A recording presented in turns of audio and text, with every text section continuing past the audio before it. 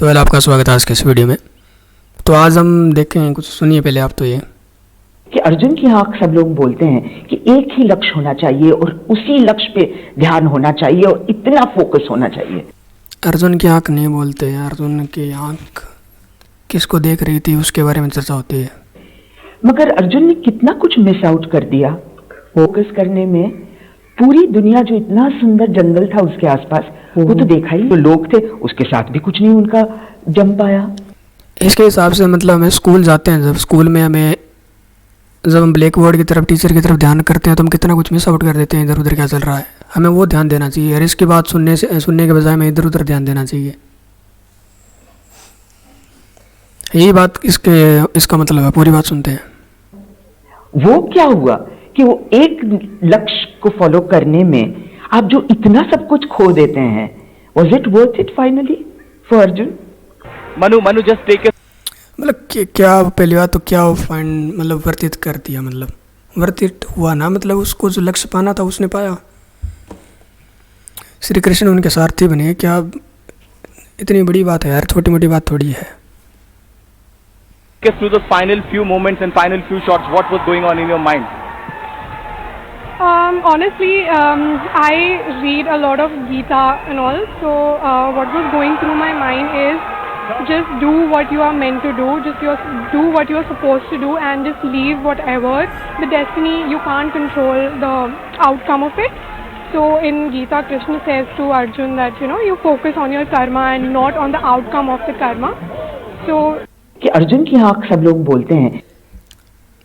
तो इसके कहने के कारण तो मैं मतलब क्लास में ध्यान नहीं लगाना चाहिए, मैं पढ़ाई पे ध्यान भी नहीं लगाना चाहिए, एकाग्रता नहीं होना। और दूसरी बात, इसने बोला कि मतलब ध्यान लगा दिया, उसने कितना मिस आउट कर दिया। और निशाना साधने के बाद क्या जंगल वो गायब हो गया वहाँ से?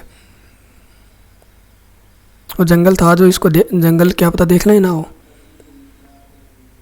अब जब फॉर एग्जांपल आप थोड़ा सा ध्यान लगाओ, थोड़ा सा सोचो इस चीज़ के बारे में कि अगर हम कुछ भी चीज़ देखते हैं ना, उसके देखने का तरीका, नज़रिया सबका अलग अलग है। एक वीडियो देखते हैं हम, उसके अंदर कोई सोच रहा होता है कि देखो यार इसने कितने बढ़िया कपड़े पहन रखे हैं, कोई सोच रहा होता है इसका मतलब जो बोलने का लहजा कितना अच्छा है, और कोई सोच रहा होता है इसके बाद जो घड़ी वगैरह वो कितनी अच्छी है। और एक बंदा सोच रहा है कि इसने जो वीडियो बनाया वो किस तरह से बनाया होगा, मुझे भी ऐसा बनाना है। तो यार सभी का तरीका अलग अलग हो सकता है। वो उन चीज़ों पर फोकस कर रहे हैं और उस चीज़ में आगे जाएंगे। और वो सोचे कि नहीं मैं इन चीज़ों पर फोकस करने के बजाय मतलब मुझे कितना कुछ मिस आउट कर दिया, मैं इधर उधर देख लेता हूँ। वो देखेंगे क्या? मैंने जैसे वीडियो ऑन किया, मतलब मैं इसकी तरफ ध्यान ही ना लगाऊं कि भैया मुझे क्या है, मिस आउट कर रहा हूँ बाहर जो चीज़ें हैं, तो मैंने ये वीडियो ऑन ही क्यों किया? तो इसीलिए कई बार मतलब जो कुछ भी बकने के चक्कर में, किसी चीज़ को गलत साबित के चक्कर में हम कुछ भी बकने लग जाते हैं। ऐसा ही कुछ इसके साथ हुआ है और कुछ नहीं है। इनको बस आदत है बकने की, कुछ भी इसको कभी देख लेना चाहिए।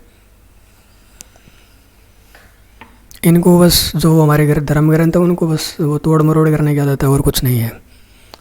और जो ये है कि गीता बढ़िया चीज़ है, गीता बढ़िया बुक है, हमें जीवन की सीख मिलती है उससे। लेकिन सीख मिलना ही इम्पोर्टेंट नहीं है, उसको अच्छा कहना ही इम्पोर्टेंट नहीं है। अच्छा कह दिया, हमारे पास बहुत कुछ अच्छा पड़ा हुआ घर में, हम उसका यूज़ करते हैं क्या? जैसे मैं छोटा सा उदाहरण देता हूँ आपको। गीता में तो बहुत बड़ी बड़ी बातें लिख रखी है जो आप जीवन में मतलब बहुत बड़े बड़े चीज़ों से आप निजात पा सकते हो, प्रॉब्लम से। लेकिन एक छोटी सी बात लेते हैं कि आपको पता नहीं है सुबह उठना है जल्दी। कितने उठते हैं आप में से जल्दी? मेरे पे भी लगा लेते हैं कितने उठते हैं हम सभी मिलके। तो यार वही बात है ना कि कर्म इम्पोर्टेंट है। कृष्ण जी ने में कहा है कि कर्म पे ध्यान रखो।